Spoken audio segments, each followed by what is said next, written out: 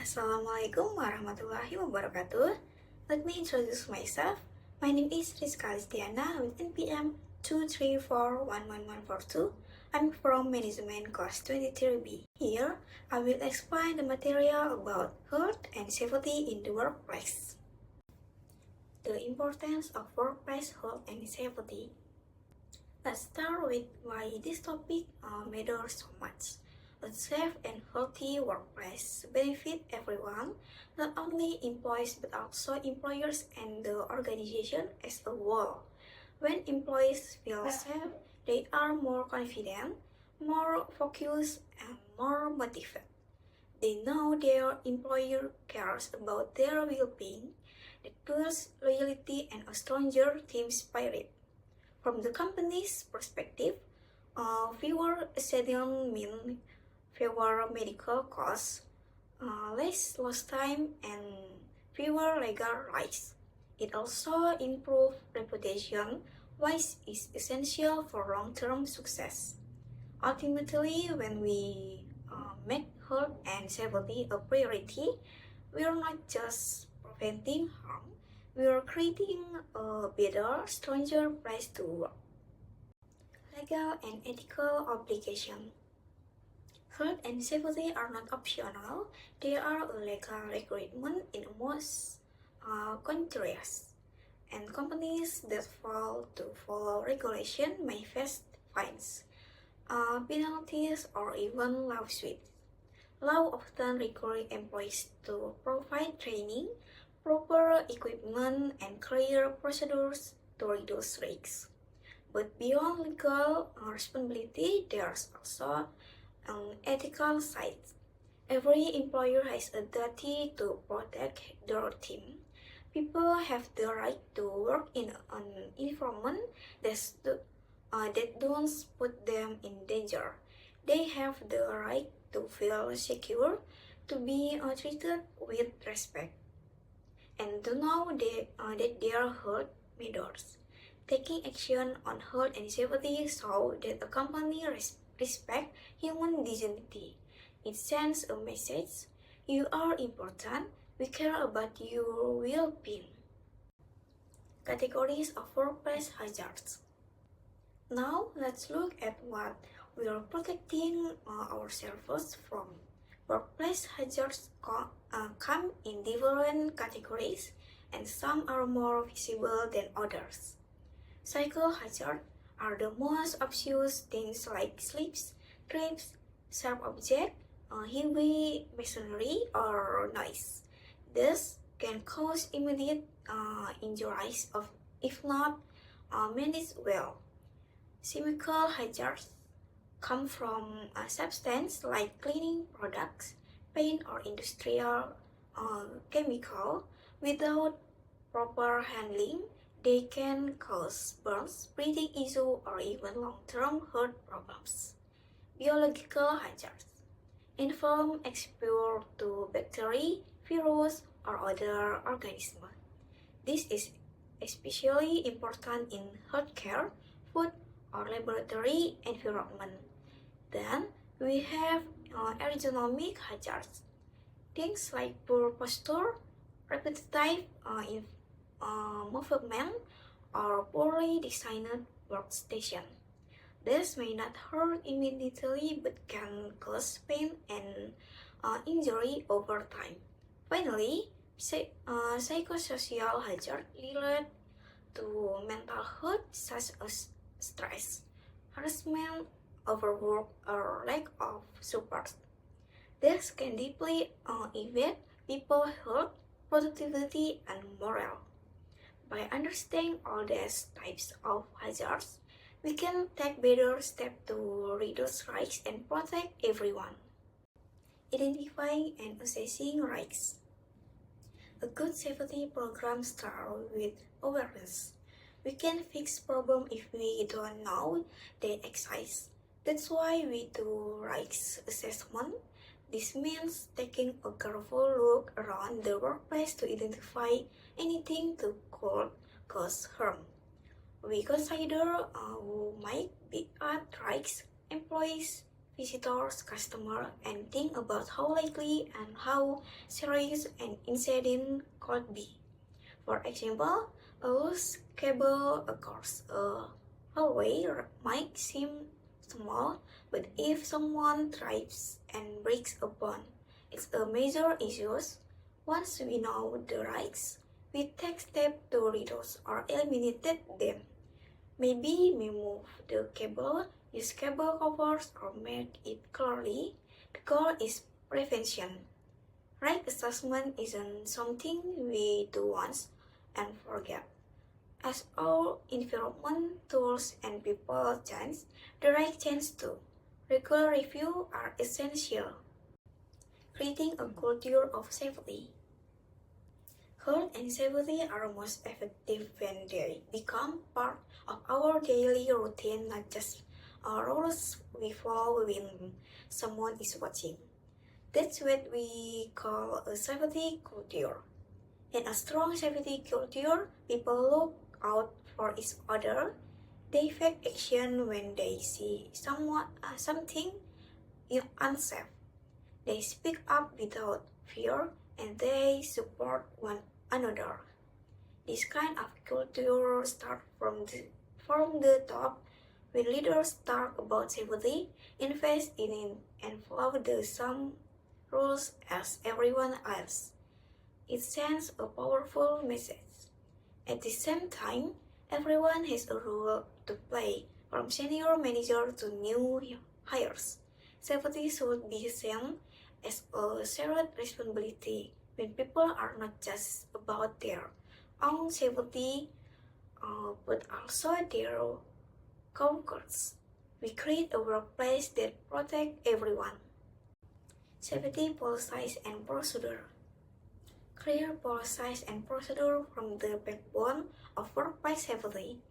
Those aren't just documents, they are living instructions that help people do their work safely.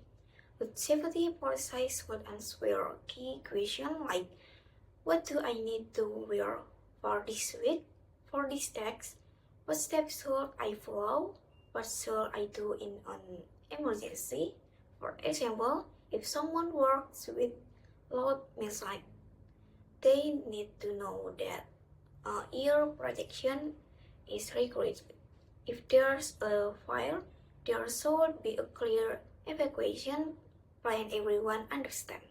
It's also important that procedures are easy to read and update when necessary.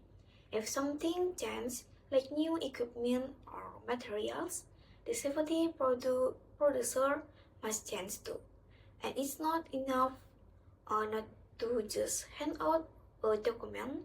We need to make sure people actually understand and follow the rules. That's where training and regular refresh come in. The role of training and education.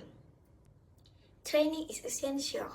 We can expect people to follow safety rules if they haven't been taught what those rules are or why they matter. Training should start from day one during orientation, but it must continue throughout the employee's time at the company, especially when tasks, equipment, or producer change. Effective training should be specific to each role. A warehouse worker needs different safety information than an office assistant or a lab technician. Also, training must be practical. It's not enough to just read about what to do in emergency. We need to practice it, like through drills and simulation. Training also builds confidence. When people know what to do, they feel more in control and less stressed, especially in high pressure situations. And remember, learning doesn't stop. Safety training should be refreshed regularly to keep people informed and alert. Reporting incident and near misses. When something goes wrong at work, or even almost goes wrong, it's important to report it. This report helps us learn and improve. A near miss is an event where no one was hurt but something could have gone badly. These are especially valuable because they give us an early warning before a real accident happens. Sometimes people don't report incidents because they're afraid of getting in trouble. But we need to create a culture where reporting is encouraged, not punished. We should focus on fixing the problem, not blaming the person. The more we report, the more we learn. Over time, we can spot patterns, find weak areas, and make changes that prevent future injuries. Reporting is one of the most powerful tools we have to improve safety, but only if we use it properly and without fear. Emergency preparedness. Emergencies don't happen every day, but when they do, they can be sudden and dangerous. Fires, earthquakes, chemical spills, or medical incidents can occur with little warning. That's why preparation is so important. Every workplace should have an emergency plan that covers things like evacuation rules, alarm system, emergency contact, and first aid kits. But just having a plan isn't enough. Everyone needs to know the plan and practice it. Fire drills are a great example. They help people stay calm and move quickly in real emergency. The goal is not to create fear, but to build confidence. Being prepared saves life. In emergency, every second counts. The more prepared we are, the safer everyone will be. Benefit of a safe workplace. Investing in workplace safety brings real and lasting benefits. First, it improves morale. People feel better when they know their company cares about their health and safety. Second, safety reduces costs. Fewer accidents mean fewer insurance claims, less lost time, and lower medical expense. It also improves the company's public image. A safe company is seen as responsible and trustworthy both by consumers and future employees. And let's not forget legal compliance. Avoiding fines and laws help protect the business financial. Finally, a strong safety culture helps attract and keep talented people. Good works want to be in place where they feel secure and respect. So, yes, safety takes effort and resource, but the returns is worth it. Final truths and call to action. To wrap up, I want to leave you with a simple but powerful message.